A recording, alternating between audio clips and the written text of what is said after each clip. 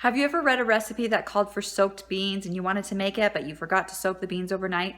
Don't worry, it's really simple to do a quick soak in the Instant Pot. I'll show you how. All right, so we have our package of dried beans here. I'm gonna be making 15 bean soup.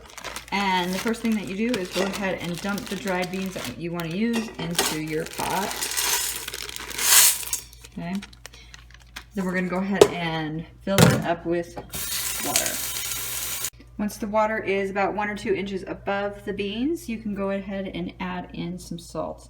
I like to add in a tablespoon of salt per pound of dried beans. Don't worry, when the beans are soaked, we're gonna go ahead and rinse those beans off so they're not gonna be super salty. Go ahead and put the pot inside the Instant Pot. And what we're gonna do is we're gonna press the saute button right here. Make sure it's on more.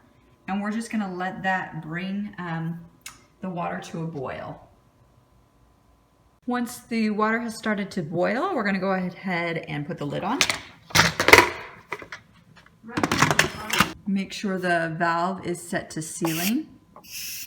Then we're gonna go ahead and turn the saute function off. We're gonna press manual, and we're just gonna set it for 2 minutes. So this is gonna allow the beans just to soak as if they had soaked overnight.